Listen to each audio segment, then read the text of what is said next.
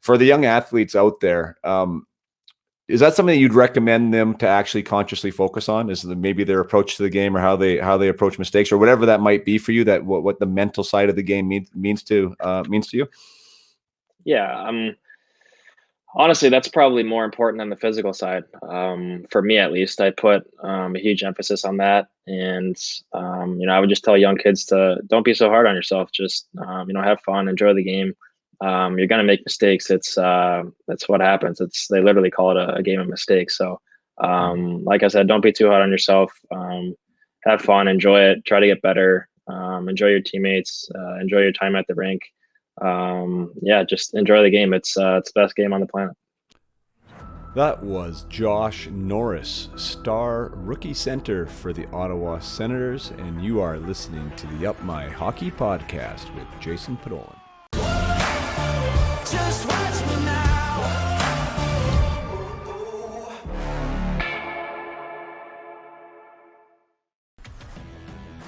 Welcome to Up My Hockey with Jason Podolin, where we deconstruct the NHL journey, discuss what it takes to make it, and have a few laughs along the way. I'm your host, Jason Podolin, a 31st overall draft pick who played 41 NHL games, but thought he was destined for 1,000. Learn from my story and those of my guests. This is a hockey podcast about reaching your potential. Hello there, and welcome back to the Up My Hockey podcast with Jason Podolin, and today we are in for a treat because we have star rookie forward Josh Norris on the podcast. As of this recording date, Josh is currently third in all rookie scoring and is tied for the team lead with Brady Tkachuk in points. Josh is centering the first line in Ottawa, playing 18 to 20 minutes a night, playing against all the top lines and really playing a 200-foot game, and is in the conversation as a Calder Trophy candidate. Josh was the first time I met Josh. What a great kid. He's 21 years old. What a great young man.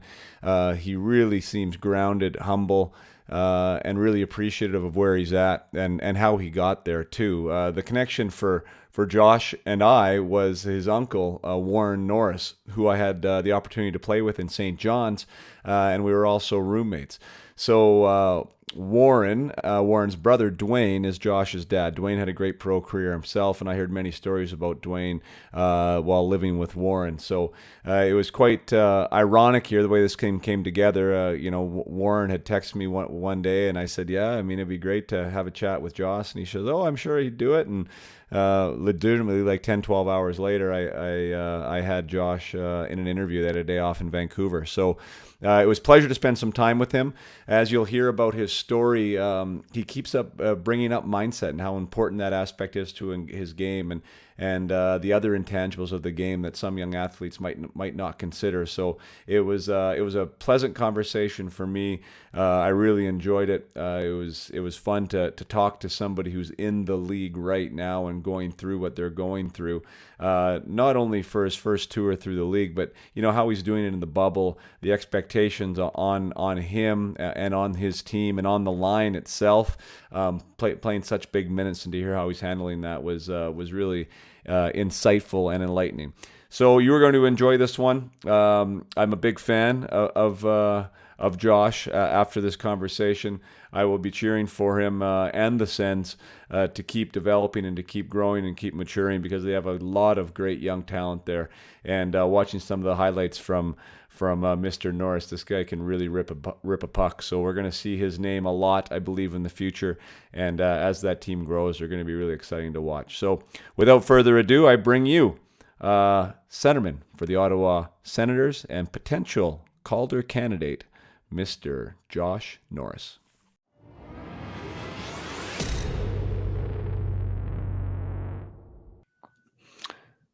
All right. Welcome back, faithful listeners here, the Up My Hockey podcast. We have a super special guest today by the name of Josh Norris. I know he's probably familiar to most of you, although I am out west. Some of us don't follow the Ottawa Senators, so if you live under a rock, Josh is top line center for the Sens this year as a rookie, leading the team in points as we speak right now and having a fantastic rookie campaign. So welcome to the show, Josh. Thanks for having me, Jason. Hey, man, no worries. I guess we should get into the backstory right away and just get it out in the open there. I played with and was roommates with Josh's uncle, Warren Norris, out in St. John's, Newfoundland, in my time with the Baby Leafs. So Warren and I, as I call him, Chucky, have been in touch through the years here, and he was bragging about Josh, and I was like, man, I should interview Josh if he'd be into it. He's like, well, I'll check. And anyways, here we are like 12 hours later. You were so nice to come on and do the interview. So thanks for doing that. Yeah, no worries. I would have liked to know how, I guess, Chucky was as a roommate too. That'd be interesting to hear. Never short of words, is he? No, he could talk to a brick wall. Yeah, there's never a dull moment. Not much quiet time living with Chucky. He told me to make sure that I pump his tires and let everyone know that you got your hands from his uncle. It wasn't his dad. So I don't know if that's true or not. Yeah, I don't know about that one. No, I got my size from him, but that's funny. So let's go back. First of all, I mean, you come from a hockey family for sure, right? I mean, I know Warren loves it. Your dad was a heck of a hockey player, represented Canada real well at the international level, spent some time overseas. Where was your minor hockey played? And let's talk about that experience a little bit. So I grew up in Germany, in Frankfurt, and my dad was over there for the second part of his career. And I actually started in Cologne, but I was really young. I was like 1 or 2. And then he ended up signing in Frankfurt. And then I was there for about, I think, 8 years. So I came back when I was, I think, 10 or 11. So yeah, I started in Frankfurt and it was great. I loved it. To be honest with you, I miss it a lot. Haven't been over there since we came back. So it's been about 10 years, but it was great. I got to play with my older brother. So I played a couple of years up, and that was such a blast. I love playing with him, and then I actually got a chance to play with my younger brother as well on a couple occasions. So it kind of it was good for all of us, and I know we really enjoyed it, and especially just the whole lifestyle of the European hockey. It's a little bit different than over here in North America, and the fans are a little bit more into it, and have their own unique style of cheering on their teams. And I know my brothers miss that, and I miss it a lot too. So I had a blast over there. Yeah, I mean, you hit the nail on the head. When I first got over there, I mean, I went over relatively young, Josh, at like 26, 27. I was sort of caught in the minors and up and down. And I just wanted to reinvent myself, what I thought was for a season. And I got over there, and they're making up chants with your name in them, and people never sit down the entire game. And it was a real wild ride. And I couldn't agree with more with you. Like, I missed my time there too. Something about the country, the people, the lifestyle. It was, I don't know. It worked for me. I really enjoyed my time there, and I can imagine growing up there. But what about the hockey? Because I know, it has grown there. The DEL is been getting better all the time, especially with the development of the German program. That was kind of the Achilles heel of it, because there wasn't that much depth on the German side. So you'd get the imports coming in, which was real solid, and you're allowed a lot of imports. But the German players, they kind of fell off pretty quickly. But that's not the case, as you know, with young Stutzel there on your team, and some of these other players that are stepping in big time, like Draisaitl and so on and so forth in the show. So what was that like, being a youth player in that environment coming up in Germany? It was cool. Well, I mean, I guess at the time I didn't really know any different, because that's where I grew up, and that's where I learned to play hockey. And I thought, when I was there, it was really good hockey, and I just loved it. And like I said earlier, I got to play with my brother, which helped a lot and made me feel more comfortable. So that was cool. But I think, like you said, they've taken a huge step in developing the younger players. And obviously Timmy's with us now, and I live with him, and I get to see him every day, and just see how talented he is. And I'm really excited for him to see what kind of player he turns into. I think he's going to be a superstar. So it's exciting to kind of see the start of that process. And I mean, obviously you see a guy like Draisaitl, who's one of the best players in the world, and not a fun player to play against, and certainly not fun to be out there defending against him. But it's I like the challenge of it, and I've had to do it a few times this year, which has been great. And it's exciting to see. They have that Zeider kid who's picked by Detroit, and Reichel, who was in Berlin. So it's they got a handful of guys coming up, and it's exciting to see that. Definitely. There's been a lot of talk just here locally, and I do want to touch on you playing against the league's top players there. I mean, you're getting top line minutes against the league's best, and it's like a real nice introduction at the NHL level, and I want to get there. But just for my listeners and the platform that we speak about it, it is youth. A lot of them are youth hockey players that want to get where you are right now, right? Like that's where they want to be, and they're trying to establish how to get there. And sometimes parents are trying to navigate that path too. With the cross ice hockey that was introduced to novice here locally, I mean, there's so many people in Canada that were so resistant to that, and a lot of people want more games and less practice. And I mean, there's a lot of division on a lot of sides there. What was your youth experience like? Do you remember growing up there in Germany? Was it game focused? Was it practice focused? How did that whole thing work? No, I would say it was definitely probably more practice focused, and I vividly remember playing like cross ice 3-on-3 for most of my time while I was over there.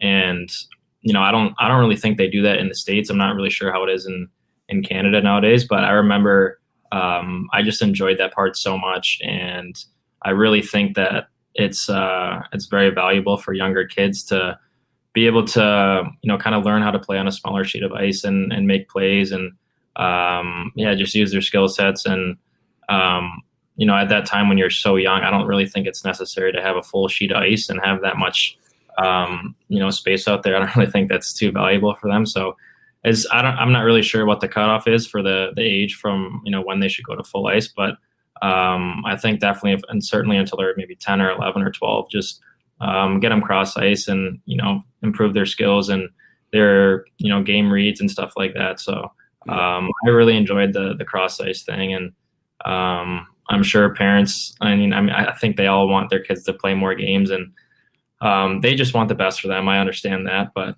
from the kids' perspective, I think the way that they ran things in Germany, honestly, was really beneficial for me. Cool. Was your old man able to help out at all, or was he too busy working on his profession? Not as much in Germany. I don't remember him coming on the ice too often. He did sometimes, but obviously, he was playing, and then he ended up becoming the general manager, so he had a lot on his hands. But when we got back over to the States, he coached me for, I think, 3 or 4 years. And, that was great. Those are some of the best memories that I have, from youth hockey. And, I miss those days a lot, to be honest with you. And, right. It was great for him to be out there with us. And, it just, was really appreciative. Any takeaways from Dwayne and his time? He was a player, right? I'm sure you've heard some stories. I'm sure he's humble and doesn't tell you himself, but he was a heck of a player. Any takeaways that he's given you, or any advice along the way that's helped? Yeah, he's been really helpful for me. I wish. I hate to make excuses, and I don't think this is one really, but I wish that he was played maybe in a later time, and maybe he was playing in today's game. I think it would have suited him a little bit better. And it was really hard to make it back then as a guy who was 5'8", 5'9", 170 pounds. And so I wish maybe he was playing in today's game, but I guess that's the cards that he was dealt, and he did the best that he could. And I ended up having a really good career, but I think from his part of it, he always worked so hard and was in really good shape, and was a good person and a good leader. So I think those qualities and characteristics to give those to me, I think has been a big reason why I'm at where I'm at right now. So I give my old man a lot of credit. Oh, good for you. I love hearing that.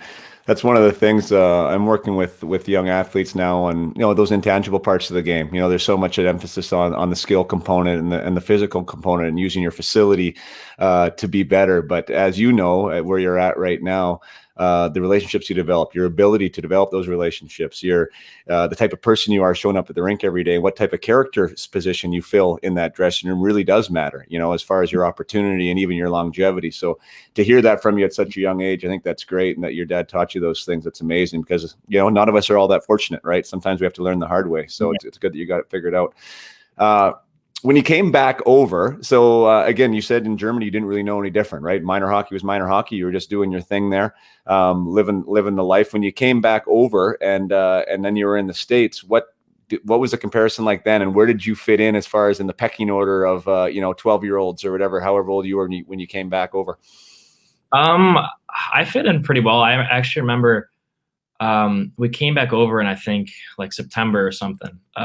So we came back over really late, and a lot of the teams had already filled up their roster spots, and I didn't didn't really have a team to go to, and same situation for my brother. So it was kind of hard to get on a team. But I remember somehow my dad got a hold of a guy his name was Len Tosta. He was coaching in Troy, Michigan, and I think they were looking for another player. And so anyway, my dad ended up reaching out to him, and he said, "Hey, like, can you come watch my son skate? Whatever.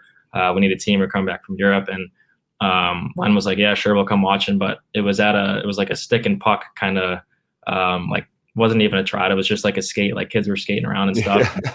Yeah. After about 5 or 10 minutes, I think, I got off the ice and was talking to Len, and he's like, "Yep, we'll take him right away." So I did pretty well as soon as I came back, and it wasn't too hard for me to find a team. And I'm lucky that Len took me, because there wasn't too many teams that were still taking kids. So it kind of started there, and then I played AA actually for 2 years. And then I think when I was 13, I played my first year AAA, and then just kind of progressed from there. And cool. I'm just going to slow you down for a second. So that progression from the AA to the AAA, was that because was AAA not available, where you weren't not quite ready yet for AAA, or like to talk about those couple of years there? No, it wasn't that I wasn't ready. Well, the first year was just kind of tough, like I said, because there wasn't really any teams that were still looking for guys. So and then the following year, my dad got the chance to basically run the Oakland Grizzlies, which is a youth association in Detroit, and then also had the chance to coach me. So it was for the AA team too. So we were like, why not do this? Like, this would be a ton of fun. And I had other options to go play for Caesars and Honey Baked and other teams, but I think I just really wanted to play for my dad. And then the next year was when he started coaching me in AAA, and coached me until I was 15. And then he kind of sent me off to a different coach, and figured it was time to kind of let me go. But it was I had a great time with him.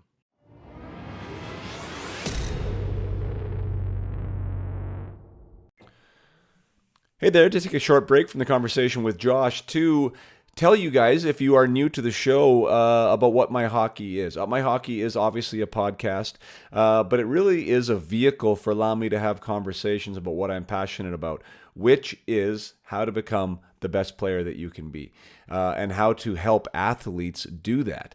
Whether they listen to the program with the questions, even we're learning some here from Josh today about some of the stuff that he used during his time, whether it was in Michigan or whether it was overseas or in his junior days, to help push him through and get him to the next level. And he keeps referring to mindset. And that was one of the things that I took away from my time as a pro and as an aspiring young junior player who had aspirations of having a long career in the NHL. And that was that you have to have your head in the right place. You have to have the support cast in place to help you when times get tough. And you also have to have the thought processes and perspectives necessary to take advantage, one, of opportunities, but also to make opportunities out of what might look like adversity at the time. So these are skills, I believe. I believe that mindset is a skill. I believe that character is also a skill. I believe the ability to nurture relationships within the game is also a skill. And these are all skills that I wish I would have known and been practicing when I was playing. So I'm very passionate about these things. I realize that the physical skill set has to be there, but when you combine character and you can combine the ability to self-evaluate and to continually find ways, motivations, passion, and commitment to get better, your game will improve. And I know sometimes that sounds obvious on the surface, but when you are in it as a player and you are rolling through the ranks and you are seemingly getting to every level, sometimes you're lost in it and you're caught in the moment and you're taking things sometimes for granted, or you're not fostering relationships that you should be, or you can't see opportunity where there's adversity, or you're not thinking about developing your game in areas where maybe you should be. You're not thinking about what type of versatility you have to add to a lineup, or where you are in the depth chart and how you're going to get noticed.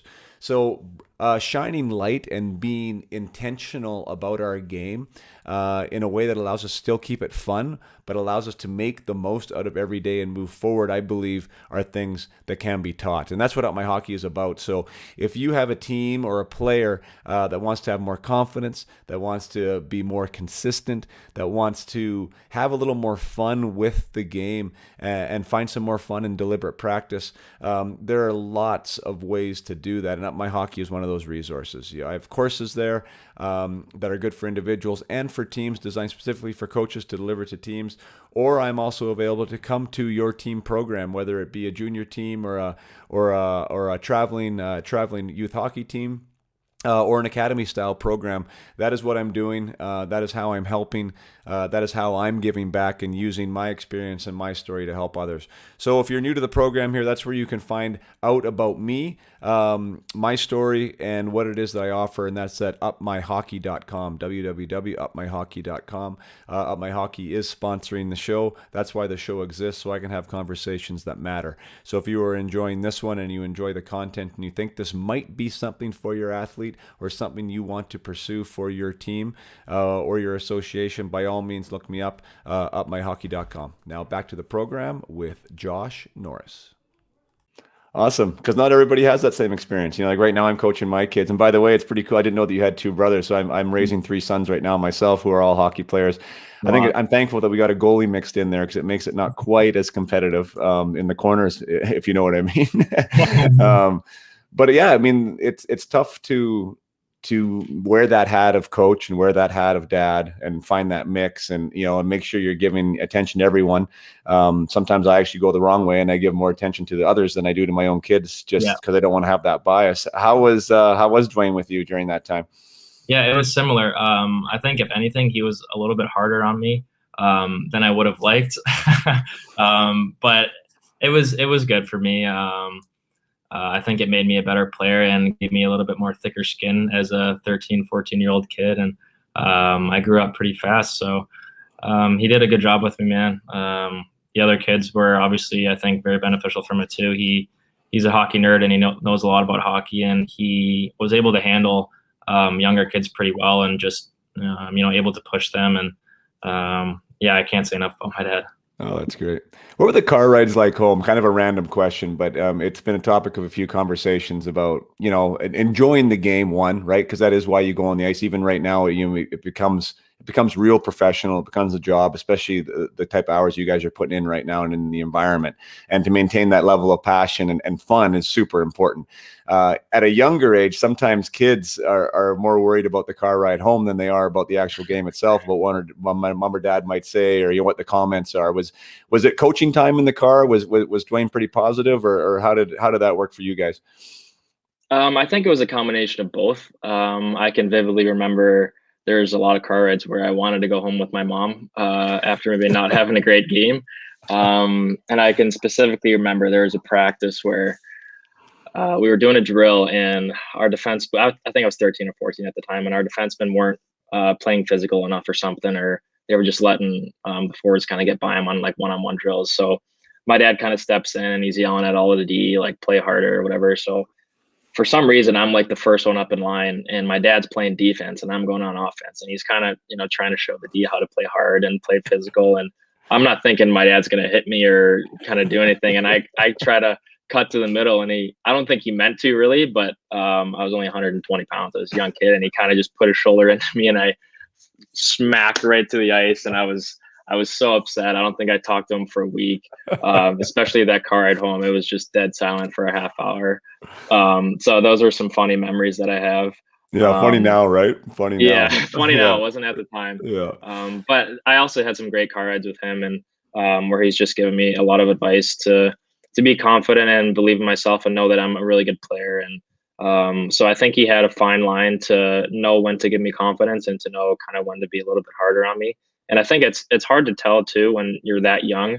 As a parent, I don't know. There's a fine line, like I said, and you don't want to be too hard on the kid, but at the same time, you want them to realize that it's important to always work hard and just give it your best. So, yeah. Yeah. No, that's a great point. And I assume you're not a dad yet yourself? No. No. Yeah. No. Not yet. I don't want to assume, but yeah, I mean, and now like me wearing that hat of dad and like how you said, like walking that line and how important it is because you recognize, especially being a player, right? A past player of like how important confidence is in that process, right? That the belief in yourself, and yet you still want to hold the bar real high on the standards and the expectations because that's important too, like you say. So, Right. all without taking away the fun. So, I mean, there's lots of stuff going on in parents' heads for sure when they're trying to guide these young hockey players. But I'm glad Dwayne was doing a good job there. Yeah. I thought it was interesting too. You talked about I had an opportunity to play for Honey Baked and I had an opportunity to play for Little Caesars, which are two, I mean, really well-known, established, right, organizations in youth hockey there in the States. People seem to be in such a rush, right? Like, you know, and not only at youth level, but even like, that's why I want to talk about you at University of Michigan, because university hockey isn't as rushed, right? Like the guys that are going to junior, it's like, you know, you're fast tracking, you want to get there, you want to be pro. Speak about patience a little bit, you know, like obviously you ended up being a first rounder, you're playing in Ottawa right now, and you didn't play at a higher level at a younger age that you could have, and it didn't hurt you, you know, like, do you think it actually helped maybe, or what do you have to say about patience? I think it's such an important characteristic to have, and it's not an easy one to kind of instill in yourself. I think it's something that you gain a little bit over time. But yeah, when I was younger, I think that year where I played Double A, the first year under my dad, um, it was so good for me because you know I played a ton, and I think we ended up winning the state championship that year and going to nationals. So I mean, not that that's the end goal, but I just you know have a lot of good memories with some of those guys and my dad, and I was just able to become more confident as a player. And you're 12 or 13, like you know, like what's the rush? You're not going anywhere for a long time, so just become you know a better player and work on your game, and don't be so worried about you know the next few years or you know scholarships or junior teams and all that stuff. Like that'll come. Like it's really not a worry when you're that young. So and then, I mean, you touched on the college thing. I think that was, you know, that was really the couple years where I grew up and became a young man, and you know, kind of just really grew up off the ice. I think, especially my second year, it was I wasn't new to campus anymore, and everything, you know, like I said, wasn't new. So I was a little bit more used to everything, and I had some other people to talk to outside of hockey at school, which made the biggest difference in the world. And I think I was fortunate because when you go to a school like Michigan, they have resources that not every other school has, and they have people that you can connect with that will help you grow your mind and your life outside of hockey. And I think that was the biggest thing for me that I could say about Michigan, and the relationships that I've made. And I think they've helped me with hockey. And I'm just so thankful that I was able to go to Michigan. It was the best 2 years of my life, and I grew up a lot. And yeah, I don't regret making that decision. Do you mind speaking on that a little bit? Like, as far as, you know, it sounds like you're speaking about life skills, you know, you're talking about growing up. You know, that might mean different things to different people. It is one of the things that I preach. I mean, like for real, because like being able to manage not only your time, but your finances, be able to pay bills, find an apartment, you know, manage those relationships and find that balance outside of hockey that's going to make you a better hockey player. Like all these things matter, right? In a big way. Where do you feel, if those are some of the things that you were speaking about, like where did you feel that you grew the most and you needed maybe that little extra time? Well, I just feel like from an early age, and it's nobody's fault really, it's just kind of the culture that is in the hockey world, is that kind of hockey is everything and it's your life. And sometimes when you're a young kid, you can kind of base your self-esteem or your self-worth and your happiness and stuff like that on based off of hockey and how things are going. If you're playing well, if you're not playing well, and it can really affect you as a kid. And I think it kind of took a little bit of a toll on me. And yeah, I just needed some other people to talk to kind of get me straight and you know, get my mind back in a good spot. And it made the biggest difference in the world. And just, I think the biggest thing for me was it just helped me realize that hockey is only, you know, a part of who I am. It's not everything. There's so much more to life. It's a game. And ever since then, I've just been able to enjoy the game so much more and have fun and do other things in life that I enjoy. So it was definitely a decision that was so helpful for me. Good for you. Good for you. Are you speaking about like professionals, like whether it be a sports psychologist or something Yeah, like it was a that? sports psychologist. Yeah. Awesome. Awesome. Yeah. Yeah, that's great. I mean, that's one of the things that I'm doing now, not with the letters behind my name, but I call myself a high performance mindset coach, and it's, I mean, about strategies and stuff, and how do you position your self-worth, right, and your self-esteem and confidence. Because I can totally relate to that as a player. You mean, we already talked about my time with Warren there in St. John's, like being 22 years old in the minor leagues and, leading the league in goals and not being where you want to be. Like, one, I had no patience. Two, the only thing in my life was hockey, right? And that was what I based everything else around. And you get really wrapped up in that environment. And without the tools or the support factor, right, to be able to talk to somebody about that and worry about how to maybe transition your perspective or maybe add some bandwidth to your life, that you got some other interests, right? Like, it's tough to do it on your own at a young age. So, I mean, good for you to being brave enough to step into that. Because not everybody does, So yeah, awesome job that you did that. And you probably have that relationship now to go back to if you ever need someone to talk to again. So, I mean, there's nothing wrong with that. Yes. I think that's a great message, by the way, Josh, for some of these other young athletes out there, is that there's nothing wrong with asking for help. There's nothing wrong with having it all not figured out, right? Right. Yeah. And it can be a little bit confusing as a young kid. And sometimes you just need, one person to say a few things, and it kind of just, a light bulb goes off and you're good to go. So it was nothing major, nothing crazy. I think I just needed more of a reset. And it was great. Yeah, that's totally, I've heard that said before too. Like, you can hear a message 1,000 times, but the right message at the right time can make all the difference, from the right person. And it's just timing a lot of times. So awesome. Well, how about your decision? Actually, you know what? I wouldn't mind chatting about the national program there in the States, because it is different than what we have here in Canada. I'm a former World Junior Canadian player, which is one thing that I'm super proud of, and winning a gold medal the year that we were there. But that team, as you probably know, was just put together ad hoc, a couple months before the tournament, right? And then you practice, and then you all go your separate ways. Whereas the U.S. has a way different path to that. How was your path there, and how can you speak to that national program?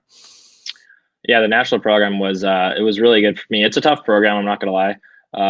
There's a lot of work that goes into it, but I can 100% say that I wouldn't be where I am if it wasn't for the U.S. program. And I mean, it's kind of a cool situation right now. I'm playing, on a line with Brady, who was my line mate at the U.S. program for 2 years, and so it's kind of funny how that worked out. And we're having a blast right now. We really enjoy each other and enjoy playing together. So first off, that's a ton of fun. But besides that, the U.S. program, it was.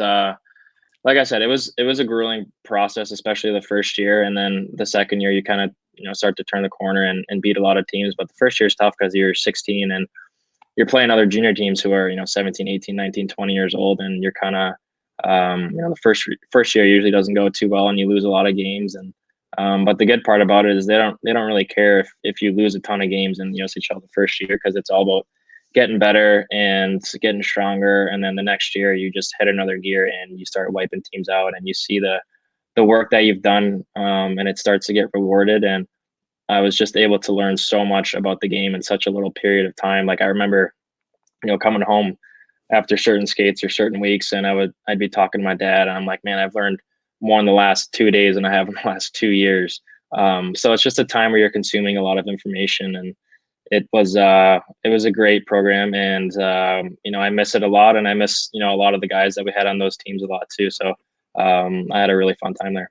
Yeah, I was checking that out. And just for maybe a little bit of color, because some of my listeners are out west and not that familiar, you have like an under 17 team and an under 18 team, right? So there's actually two different national teams, and you grow up together essentially. But I assume you also have to try out every year for that team. But it's actually a group of players that stays on one team going through the ranks. Is that accurate? Yeah.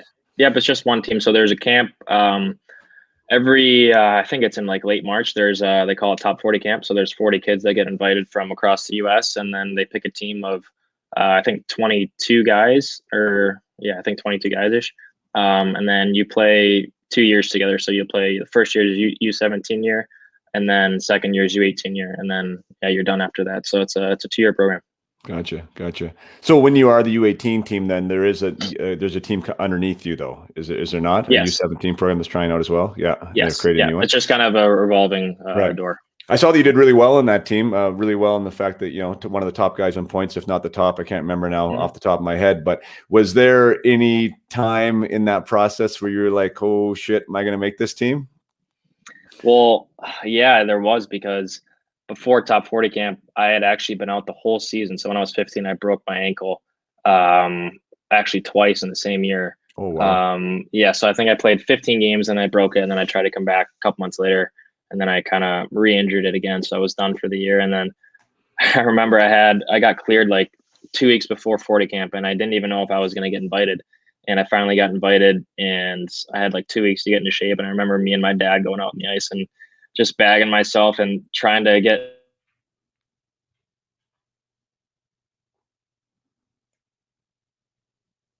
Oh, Yeah. Sorry, you cut out you there. there? You still there? Yeah, I got Yeah. you now. Where did you hear me last? You're bagging yourself to try and get ready for Yeah. this thing. So yeah, I was bagging myself with my dad, and just trying to do the best that I could. And then got to 40 camp, and I was just like, well, I got nothing to lose. I haven't played a game in a year, so just go out and play and see what happens. And the first 3 games were a little bit shaky. I didn't play my best, but I think it, just took me those 2 or 3 games to kind of find my legs again. And I ended up having a few really, really good games at the end. And I think that's kind of what solidified it. And I had a great first year, to be honest with you. At the start, I was one of our, top point guys, and played a ton of minutes, and then ended up breaking my wrist again and was hurt. And so it was kind of a Band-Aid when I was a little bit younger. And but then I came back and had a good U18 year, and obviously got drafted to San Jose, and eventually got traded to Ottawa, and now I'm here.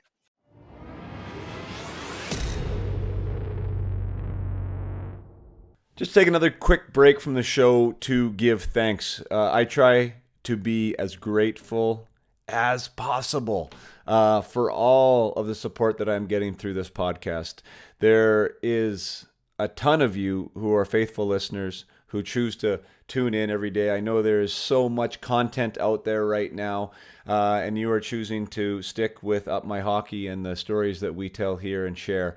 And I'm very appreciative. I'm not appreciative necessarily for me. It doesn't do anything for my ego, but I know that every time you listen, it increases the chances of somebody else being able to listen, and it increases the chances of someone else being able to listen. And because of that, it allows people to hear the stories of others that is going to make them better and allow them to have inspiration and potentially motivation and insight into areas that might otherwise they might not be heard. And it might make a difference for somebody. I know it has. The stories told here have made differences for people. I know that I've been able to use some of the content in some of my teachings and coachings that I use with my players. And I know a lot of parents and coaches and athletes have been able to take away things from what has been told here, whether it's tools, tactics, stories about adversity, ways to handle coaches, how to persevere through things when things aren't going right.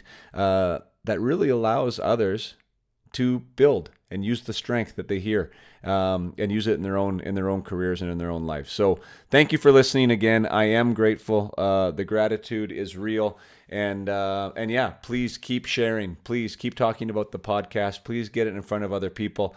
As you know, I've never taken a sponsorship here. This isn't about that. It's about getting this in front of other people. So your comments, your reviews on social media, on iTunes, wherever you can think, they do matter. And you campaigning for the podcast and talking about it with your friends matters too. So thanks again. Now we'll get back to the interview with Ottawa Senators star rookie Josh Norris. Yeah, let's get into that. I mean, the draft year's a big year. I remember my draft year. It was at a time when we had to find out the rankings and stuff from the Hockey News, which still does exist, but that was the only thing really back then. You'd go to the gas station and buy the Hockey News and see what was going on. With all the social media, with the whatever you want to read on your phone, a tap away. What was that draft year like for you, from a headspace side of things, and even from all the pressures that are on it, whether it's from you yourself or from your coach or whatever. I mean, what do you remember about your draft year? Yeah, I mean, I would say it's definitely a fun year. It's a year that you really want to play well and showcase yourself and obviously go as high as you can. At the same time, I think it's a little bit tough sometimes. I think I was a little bit too hard on myself, and yeah, it was I don't know, it was good and bad, I guess, and I'm kind of glad that it only happens once and I don't have to go through it again. But it was good, and everything worked out, and had a lot of fun, and met a lot of really good people around the league. So Sure. draft year was good and bad, I guess. Yeah, well, if you don't mind speaking on that, because I think that for me, that's the good stuff. And I know sometimes it's easy in a conversation like this or in an interview to say, yeah, it was good and bad, and we kind of go over that. But like, Yep. I remember, I mean, for me, I'll just tell you a quick story. Like I couldn't get played my draft year for whatever reason. There was some issue with my coach that like he just really had a hard time putting me on the ice. And so I went from like a top 10 kind of projection start. I could see myself sliding, right? I'm not getting the minutes. I'm not producing. I'm holding the stick a little tighter, right? And so there was a lot of stuff that I had to go through, questioning whether I should ask for a trade, whether I should stick it out there, what this was doing for my character or saying about me, right? So there was all these things going on. Because that there's a draft pick in the balance, and there's also dollars and cents in the balance. There's other things that are at stake. So, what were some of the adversities, and what were some of the things, if you were to do it again, maybe how would you have handled some things differently? Well, I could say I think right from the start of the season, I was thinking about it a little bit too much. And I think I ended up pulling my groin, so I missed like the first 2 or 3 weeks of the season, and that set me off or set me back a little bit. So I was a little bit worried about that. Kind of behind the 8 ball right away. And didn't really have a great first half, to be honest with you. Wasn't playing my best. Was, like you said, maybe gripping my stick a little bit too tight and worrying too much about the end of the year rather than just being in the moment and playing it game by game and controlling what I could. That's easy to say now, but at the time it was tough. But the second year, or the second half of the year, I said screw it, and I just went out and played, and had more fun, and the numbers kind of followed that as well. So if I could go back and tell myself one thing about it, I would just say don't change a thing just because it's draft year. It's it's still hockey. It's still just a game, and then there's a little prize at the end of the year, I guess. So Yeah. Just have fun, enjoy it, and just play it like any other year. Well put. Well put. I think that seriousness for most guys, like, okay, this is serious now. Like this is a big deal. Like when we get in that type of headspace, I mean, things don't go well because we're still playing a game out there, right? Whether it's for $1 million or whether it's for a Pee Wee provincial championship, right? I mean, it's like that's where the fun has to be. And I think staying connected to that is really wise words, because it does keep you in the moment. It keeps it loose. It doesn't keep it stiff and tight. Congratulations, by the way, on the 19th overall. I mean, I don't know where you're expected to go. Sometimes expectations are all it's about. If you expected to go 10 and you went 19, you were probably disappointed, but still something to be proud of. Nonetheless, that's a great position. And then let's talk about that trade, because did you have a chance? I didn't check the date of the trade. Did you have a chance to even go to camp with San Jose, or were you traded before that? I got to go to 2 development camps, but I never actually got a chance to go to main camp just because of the college rules. So I literally never got a chance to go to main camp, and I was traded. So it's kind of crazy stuff. Right. Yeah, that's wild, because I was going to say, like, just even, getting into your pro career now. I mean, you were in the minors last year and got your 3 games up, and now looks like to be a regular NHL regular for a long time. But you're so young. Like the Senators are so young just as a whole, right? Whereas the San Jose experience would have been remarkably different to be around, Joe Thornton and Marlowe and all these guys that have been there a long time.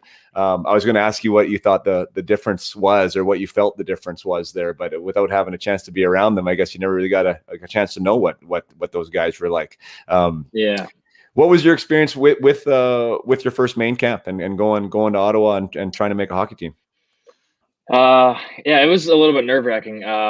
I guess back to the injury side again. I had shoulder surgery before the season started, so you got two ankles, a wrist, and a shoulder. Ankle, wrist, and a shoulder. Yeah. Wow. So my second year at Michigan, I played 20 games and then was at the World Juniors and separated my shoulder, so I needed surgery. Got surgery right away in January, and then just started rehabbing, and ended up signing in I think May or so. So I had about 6 months to get ready for, not 6 months, about 4 or 5 months to get ready for main camp. and wasn't in the best game shape, I guess. And was still a little bit nervous about my shoulder. Didn't really know how that was going to hold up. And yeah, camp didn't go great for me, and I got sent down after I think the second preseason game, and yeah, I went to Belleville right away, and I think I remember starting on like the third or fourth line for the first 3 or 4 games, and was playing like 9-10 minutes a night, like not really playing a whole ton, and didn't really kind of know where I sat amongst the team. And we had a lot of really good players down there at the time. And then I think the fourth or the fifth game, I remember they put me on the first power play and was playing with Drake, who I'm playing with now, Batherson. Ended up having I think 3 points, and then kind of just took off after that, and never really looked back. And it was such a fun year last year. We had such a good team, and another team that was really young with a lot of really good talent. And we had a really good coach. Troy Mann did an unbelievable job with us. I had a blast playing for him, and it was unfortunate the season got cut a little bit short. I think we had a really good chance to win it all with the group that we had, and we had good goaltending and good defensemen. And honestly, it was one of the funnest years I've had playing hockey, and yeah, it was a great experience. Yeah, good for you. I love what you talked about earlier there. I mean, being a first rounder, first main camp, you had different aspirations, I'm sure, other than being sent down after the second game, and then showing up and not really knowing where your role was. How did you handle that that bit of adversity? I mean, your first taste of pro hockey, and you said you got on the power play there, but what were some of the things you were doing in practice, or how were you thinking about the game leading up to that?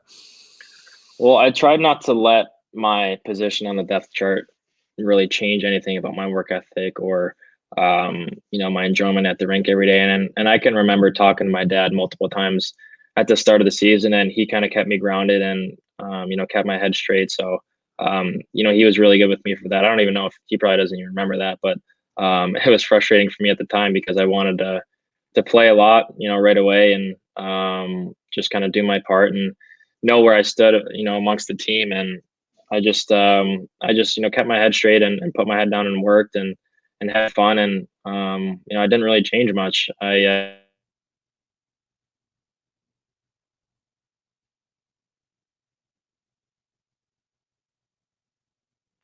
Josh, are you there?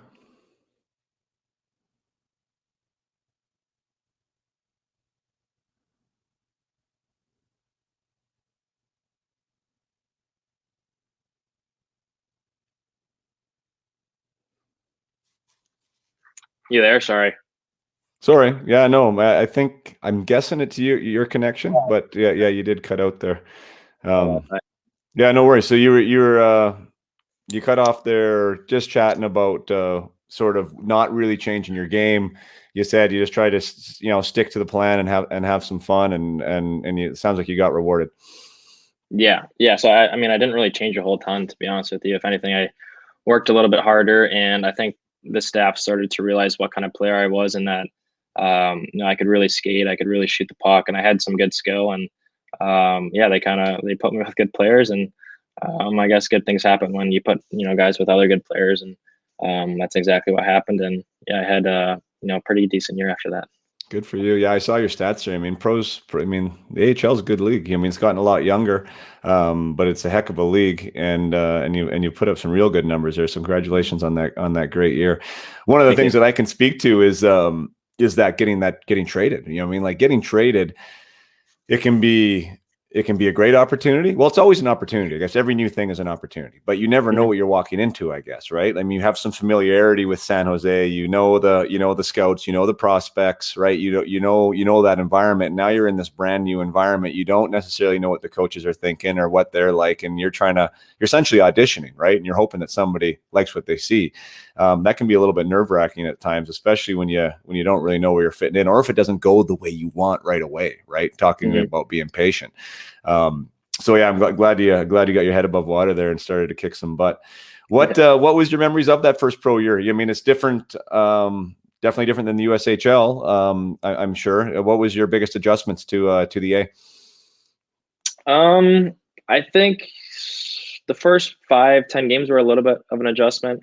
I mean, just a typical, it's like making any other jump. Guys are a little bit bigger, a little bit faster, and just takes a little bit of time to kind of find your game again and keep your confidence. And once I did that, I just, I started to take off, and I really, I guess I really realized my ability to skate and to be a full 200-foot centerman in the league. And I think the staff did a great job with me because not that I was bad defensively before I went into Belleville, but I had some things to work on. And if you want to be a good, top six guy in the NHL, you need to be good defensively and be good on draws and do a lot of small things. And they pointed that out early, and we had some goals to meet, and we did a great job throughout the course of the year. And I did a lot of video, and the staff was good because they were so personable, and I was able to just kind of talk to them about anything, and that was good for me. So I'm lucky I had a staff that was as good as they were. Yeah, good for you. I've heard you use the word versatility. I saw an interview with you before I got on, and it was something that you mentioned that you were proud of about yourself, that you're versatile. I mean, a lot of times when you level up, as maybe you saw, sounds like maybe you didn't if you got in the PP there after the 5th game, but a lot of times you have to fill a different role than what you're used to, right? Like maybe you're used to being top line and getting first line PP minutes, but all of a sudden the team that you're going to, they need a third line checking center, and if you don't know how to do that, it's tough, right? I mean, you have to be able to do that role. So, what was it about the defensive side of the puck or the faceoffs or whatever it might have been that you wanted to, or they pointed out that you said, you know what, let's shine a light on this and try and get a little better at it? I mean, I think it was probably just I never really realized how important boxing guys out were. It might sound really small, but once you get to the pro level, especially as a defenseman and as the low center, being able to box somebody out, or just knowing, especially in today's game, a lot of teams play a 3 high. So I guess the high forward will go up to the middle of the blue line, and you have to be able to realize that as a centerman. So nothing crazy, but just being able to make reads better, and having a better stick and being in better positioning. So, and not being on the wrong side of the puck, I think that was huge. And just, I guess, things that a young kid would need to learn to get to the next level, and just as any other kid needs to go through to get there. So just small things like that. I love you talking about making reads there, because a lot of people wouldn't use that in the same sentence of speaking about defensive, right? And being able to make that read and understand where to go. And also I'll add in there to manage risk, right? Because somebody who's probably as tuned in as you are to the offensive side of the puck, and that comes real naturally, you're seeing opportunities to get on the wrong side of that guy and to maybe bust for that hole. And again, at the pro level, that can get you in trouble, especially when you're not winning hockey games. How was DJ with you? And I'm not saying you've done that this year, because I haven't seen you play every game, but I mean, people are going to make mistakes, plain and simple. I mean, how has DJ handled this young roster and handled you in particular? DJ's been great. I think he's been really good for me, and he's been really good for all of our other young guys. And I think if I'm just talking about me personally, I think he's helped me, play a little bit more physical and play harder and realize the size and the strength that I have to go along with my skating and my hockey sense. And it's allowed me to become a really good defensive player at this level. So I think DJ has just helped me kind of turn my intensity up a little bit. And I think that's something that you obviously need when you get to this level. And, guys like Patrice Bergeron and, Kopitar and Couturier and, all these guys who are, really good 200-foot centermen, they have those, characteristics. So those are some guys that I really like watching. And, even a guy like Bo Horvat in Vancouver, I really like too. So those are some guys that I like to watch and model my game after. Yeah, good for you. And they take pride in it. Yeah. Right. I mean, exactly. you have to care. I mean, you do have to care. You have to care about what's going on down there, because I interviewed David Quinn, I mean, head coach of the Rangers, I'm sure you know, and he said defense is a decision. Yeah. It's like, do you want to do it? Everyone can do it, but you have to want to, right? And if you take some pride in it, then you're going to gain that coach's trust. And for all the young guys out there listening, that's a great way to get more ice time, is to be reliable, right? And be trusted by your coach, and he's going to want to throw you out there. How about faceoffs? I mean, I've talked to a few centermen, Derek Ryan being one of them, Jerome McGinley being another one that comes to mind recently, like just the importance of that skill of being able to win a faceoff. Where do you think you're at in that progression? And I assume that was a bit of a big challenge coming into the NHL level, playing against the best of the best.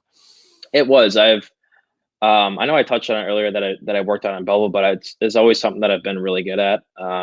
Starting from the U.S. program to Michigan, to Belleville. Even last year I had good numbers, and then this year I think I'm hovering right about 53% or so, which is pretty good in my first year. but it's very important. And I think I've gotten a lot more ice time from it because of it this year, and to win some, defensive zone faceoffs and whatnot. And I think DJ trusts me now to know that I can win some big faceoffs. And as a player, that's all you can ask for is trust from your coach, and to know that he believes in you to go out there and do what he asks of you. So if anything, I think it's just something that can get me some more ice time, and it adds more value to my game. Yeah, good for you. Yeah, and you're playing huge minutes, man. Like I was checking your minutes out as a rookie, like 19, 20 as a first line center. Like congrats. Like that might be more minutes than I played my entire NHL career. So I'm definitely jealous. I love seeing that. What about the mentorship aspect and the leadership aspect? Like there is some, mid-20s, older 20s on your team, a few, I think there's a nice advantage of having a young team. Like you said, you're really familiar with Tkachuk, you're familiar with Batherson from the minors, right? Like, so there's a core group of you guys there that are kind of the spoon or the straw that's stirring the drink, which is cool. But there's also, doesn't seem like there's a whole lot of league experience, maybe, like that's kind of being that voice in the room. If there is somebody who is that, and who are you looking up to right now in that locker room? Yeah, well, I think we're in a unique situation. I feel like our team's built a lot different than some other teams in the league that are a little bit older. And, it's cool for us younger guys too. We're all kind of going through this together, and there's a really big handful of us that are, going through it. Which is great to see. And we have some older guys that have been great. I know they're not here anymore, but a guy like Eric Goodbranson was great, and he was very vocal in the room and helped me out a lot, especially defensively. And then, one of my favorite guys that we had this year was Derek Stepan. Unfortunately, he's not here anymore and got injured. But man, I loved being at the rink with him every day. He was so fun to be around, always in a good mood, cracking jokes, and just was a really good pro. So, and he was vocal in the room too. So, those are two guys that we lost, but two guys at the time that were, crucial for our locker room. Yeah, no, good points. It's, yeah, I mean, I just remember my time in back playing, and there is an element of like understanding how to be a pro, like for lack of a better word, right? I mean, you can have the talent, you can have the tools, but like, what does it take to be an NHLer or to be a professional hockey player when you have those guys that's why I was really curious to hear about like a Joe Thornton or whoever that's been there for so long and how they carry themselves and what that could teach you. But hey, I mean, that's the thing. Every place is a different, unique experience in the NHL. And the fact that you are in such a young team, I'm sure you're grateful for every day. I mean, you're putting up huge minutes and you're earning your ice. But in a different organization, I mean, there's going to be a guy in your role right now. There's going to be a guy that Right. you would have to be playing underneath. So you're getting those minutes. It's awesome to see. And it's really great to see the strides your team has made this year because of that. Like the growth you must have seen, just for yourself as the collective, and then maybe you as an individual. Can you speak to that a little bit? Like how you guys are getting, seems like you're getting better every day. Yeah, well, and I think you can see that sort of the second half of the season too. And even just the last two games, I know it's a small sample size, but we've added a couple of younger guys, and Pinto and Jacob Bernard Docker, who are going to be really, really good players for us for a long time, I think. And Matt Murray's back in net now after being injured for a while, and it seems like he's found his game again. And I think when you watch us, you can just tell there's a maturity that we've gone through this year, and I think we're understanding how to win games late in the third period, and not sit back on our heels. I think that's something that we were doing a little bit too much at the start of the year. We'd have the lead in third, and we'd kind of come out in the third period and just lay a goose egg. And I think we've grown a lot from that point. And we just want to keep building off that right now. There's a lot of confidence in our team and in our room, and we know that we have a lot of good skill and guys who play a 200-foot game. So it's just fun to be a part of right now, and I hope that we can really close the season out on a good note. Yeah, no, I'm praying and cheering for you guys too. It's looking great there. And just for the listeners too, I never mentioned it here. I mentioned to Josh before. I mean, I played with DJ for 2.5 years, their coach in St. John. So it's awesome to see the success now that he's having and having the head job there in Ottawa, which I know he deserves after his time there in the OHL and playing shotgun there to Babcock for a while in Toronto. So great to see him having success there too. Your personal success, man, like you're hot right now, 7 points the last 4 games, 10 points in the last 8.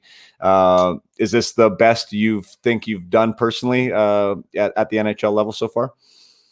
I do. I think I feel more comfortable now, and I feel confident with the puck, and I feel like I can just go out there and be myself and make plays. And I think the last probably 6 or 7 games, I've scored some goals where I've just beaten goalies clean, and I'm starting to believe in my shot a little bit more. I know I've always had a good shot, but once you get to the NHL, it's a little bit different. And then once you kind of start, scoring a couple, it gives you confidence, and you just want to keep shooting. And so I could say that's it's a very fair statement. The last couple of weeks have been really good for me, and definitely the best stretch of this year, I believe. Yeah, good for you, man. Yeah, I noticed that shot. Holy smokes, you got a Howie going right now. And it also seems like you like top glove. I mean, maybe I shouldn't have said that, let your secret out, but I guess it's not hard to tell. You've been putting that puck top cheese real nice lately, and you guys are really rolling. You mean playing with Brady, it's a fun team to watch. You guys are playing with energy, and geez, next year looks interesting. Like you said, close the season out hard, and obviously we're looking for the next year, and everyone knows you guys are in a bit of a rebuild, but that rebuild can happen fast, especially in this league when it is as young as it is, and you guys get some experience under your belt, and it could be a fun thing for a lot of years to come.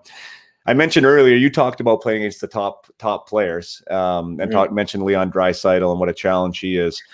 Playing in that North Division this year, I mean, that is a bit of a difference, I guess, from a normal NHL campaign. You're playing the same teams all the time, so you're not getting a chance to play against Sydney and Ovechkin, and obviously there's other big names that are out of those divisions too. But I know those were some of those players you were watching growing up and idolizing.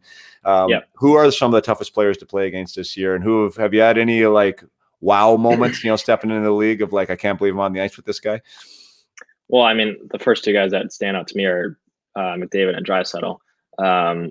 I think McDavid's, by far the best player in the league. I know I haven't played against any of the American, teams, but just from the Canadian division, it's pretty evident that he's head and shoulders above everybody else. And sometimes it seems like he's not really human, and does some things that are pretty special out there. And I can remember, I think it was my first time in Edmonton this year. It was maybe our 7th or 8th game, and we were playing Edmonton, and I was excited to play those guys. Obviously, the first time on the ice with McDavid and Draisaitl, and just wanted to have a good game. And I think the first 6 or 7 minutes, we were down 4 or 5-0. They both had, I think, 4 points in the first period, and I think Draisaitl ended up having 6 points in the game. McDavid had 5, and that was kind of I feel like, welcome to the NHL moment. Like, wow, like these guys are unbelievable, and it was just cool for me to see that. But there's a ton of good players in this division.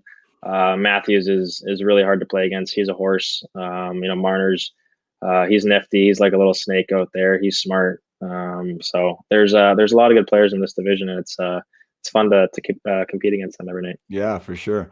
From a competitor side, meaning I'd like to know how you do that. So you're a young guy in the league. You play against these guys who are, you idolized, I guess I would say, growing up. I mean, they're some of the best players on the planet. You get your ass handed to you in the first period. You're probably dashed 3 or 4. You're rattled, but yet you got to compete against these guys. Like, what did you take out of that, other than I know these guys are good, but I know you got to come back as the NHL and try and figure out a way to be competitive with them. What was your takeaways from that first experience? Well, I mean, it was tough. Like, I mean, I don't really know. I was a little bit confused after the first period. I'm like, what the heck just happened? This is this is unbelievable. Like, I've never seen anything like this before. And I was like, man, I'm not surprised that this is what they do to other teams every night. So I mean, I don't know. It's the NHL. It's next game's a new game, and you have to be ready to play. And it doesn't matter what happened, last game or a few games ago, or even last period or last shift. It's kind of your next shift up mentality. And I think I've adopted that a little bit more, the last month or so. And I've just kind of focus on controlling what I can control, and just being in a good headspace. And I think I've learned a lot over the course of the year to not get too down on yourself, not get too hard on yourself. The game is it's a very fine line, and sometimes it doesn't really give you much, and you got to be patient. And it's a very tough league, but I think I'm doing all right, and I'm finding my way. No, you're doing great, man. You're doing awesome. You mentioned the things you can control, which I love, because that is some of the stuff that I teach and some of the stuff I talk about. And one of the things you can control is your preparation, which I found as a pro was one of the things that I was kind of always tweaking and that I didn't really understand. I thought I understood it at junior, but I didn't really get it. I thought I understood it at certain levels, but I didn't really get it. And it evolved as my career continued. What does your preparation look like for a game? And is there anything that you've added to it since you've become an NHLer that you've learned from somebody else? Well, I try not to be superstitious. That's the first thing. I mean, I have a couple of things that I do physically before the game, just to kind of get my body ready. Some shoulder work, some hip work, and then a couple of stretches that I like to do. But other than that, not a ton. I do visualize a little bit before the game. For example, just visualizing what I want to do, if it's winning a faceoff, or visualizing myself on the power play, taking a one-timer from where I've been scoring lately. Just things to kind of get myself in the right headspace, and to have positive thoughts, and hopefully I can carry those through to the game. And I find most times when I'm able to do that, I feel a little bit lighter, and I feel not as stressed, and I just feel better about myself. So I think visualizing is definitely something that a lot of younger kids should do, and I think it's great. Yeah, I found, and I don't know if you can speak to this. I know everyone's different. I liked it. I think it's natural to visualize the goals, right? The offense, and like beating guys, because it's fun, right? It's like a little highlight reel in your head. But I found once I start to take it more as a professional approach, let's call it, is I started to visualize the defensive side of the puck, like where I should be off a draw, what my read should be if the defense has and is coming around over to my wing, like those types of things. So when the game happened, it was more natural for me to do that, because I've seen it before, I've done it before. So I included that as kind of part of my preparation on the defensive side of the puck. Is that something that you do? Is that something that you've been doing? It is, and to just add on that, it's the visualization. I can't even say the word visualization part. Isn't something that I just do before the game, but it's kind of something that I do during the game. Honestly, like in between shifts, and I come back to the bench and I try to self-center myself and just get ready for the next shift and focus on my breathing. I think that's a huge part. I've focused on my breathing and kind of learned that if I can control my breathing and my heart rate and get it to come down as quick as I can. And that helps me mentally too, just kind of relax. And sometimes I get wound up during the games and I just kind of need to, recenter myself. So that's something that honestly I think is super helpful for me. And I think it's really been helping me a lot.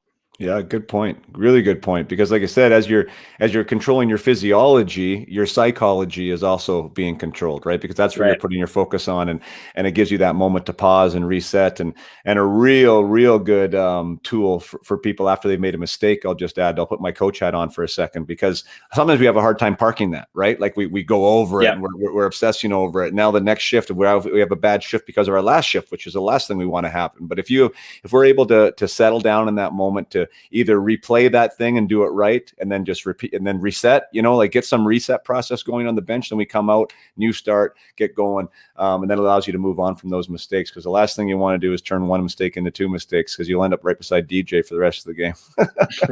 Yeah, you don't want to be there. Not a good spot to be.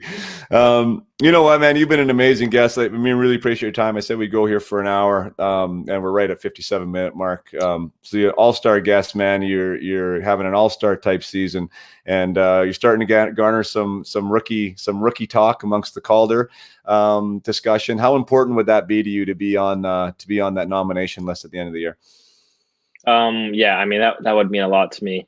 I've put in a lot of work, and I've worked on my game a lot, and not only the physical side, but like I've talked about for the last hour, the mental side too. And yeah, it would mean a lot to me. I've been fortunate that I've played with a lot of really good players this year, and they've put me in good spots to succeed. And I think that's all you can ask. Maybe on a closing note, you mentioned the mental. Do the best that I can. Sorry, you cut out there. You cut out there, so I didn't mean to cut in on you, but I thought you were finished speaking. Sorry, where did I cut out? You just said that you've been playing with a lot of great players this year, and you owe a lot of your success to them. And I was just going to say, maybe as a close, you were talking about, you've mentioned the mindset, the mental side of the game for the young athletes out there. Is that something that you'd recommend them to actually consciously focus on? Is maybe their approach to the game, or how they approach mistakes, or whatever that might be for you? That what the mental side of the game means to you? Yeah, Honestly, that's probably more important than the physical side. For me, at least, I put a huge emphasis on that. And, I would just tell young kids to don't be so hard on yourself. Just, have fun, enjoy the game. You're going to make mistakes. That's what happens. They literally call it a game of mistakes. So, like I said, don't be too hard on yourself. Have fun, enjoy it, try to get better, enjoy your teammates, enjoy your time at the rink. Just enjoy the game. It's the best game on the planet. Yeah, I agree. Yeah, I mean, you know what? The game starts by somebody losing the face-off, right? Exactly. Yeah, and that's the And gateway. some nights it's going to be you. Yeah, exactly. And some nights it's going to be you. No, man, thanks again. We'll cut her off here. Hope to stay in touch, and I'll definitely be following you. And if maybe we'll have Timmy on here one of these days too, and he can share his time with the Adler, and we can talk old Mannheim stories together. I'm sure he'd love to come on. Perfect, man. All right, best of luck. I guess tomorrow you're playing Vancouver tomorrow.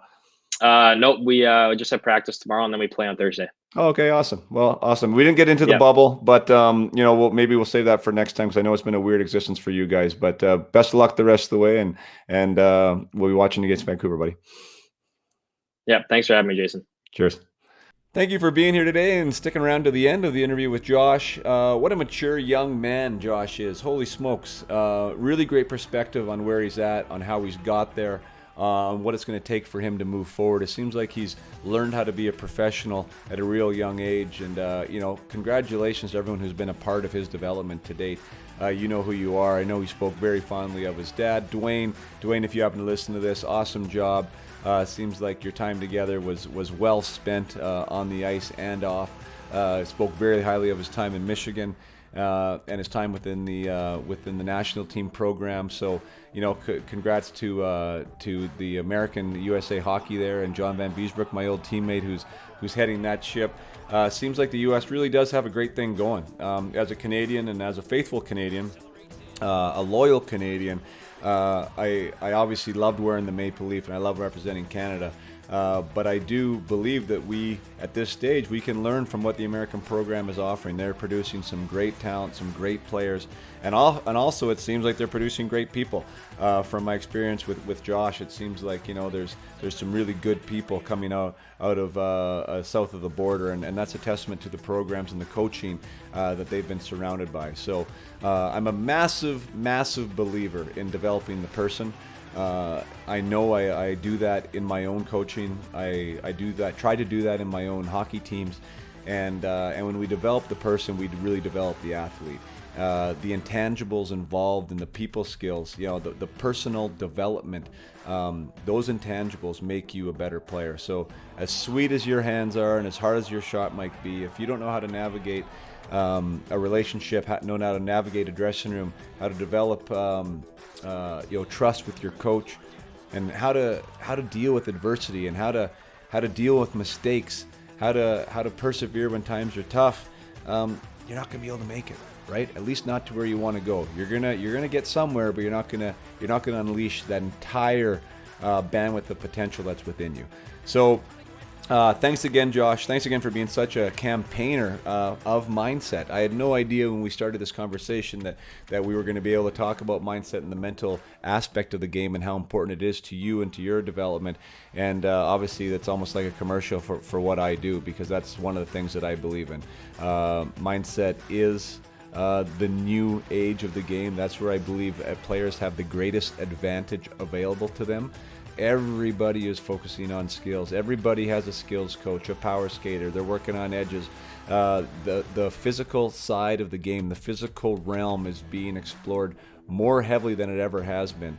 And I think your greatest difference maker is your approach and what you're doing off the ice. What kind of intangibles are you bringing to a locker room, and where are you finding the 1, 2, 3, 4, 5% difference that's going to allow you to separate yourself from the crowd? And I believe that is between your ears, and I believe that's your approach. So thanks again, Josh, for joining us today. Really appreciate it. Look forward to the talk with Tim, and maybe, Josh, if you are still listening, that you should go rattle your coach DJ's chain there. I sent him an email the other day and I haven't got back to him, so you make sure that he gives me an email back so we can have a conversation too. So until next time, Senators fans, play hard, keep your head up.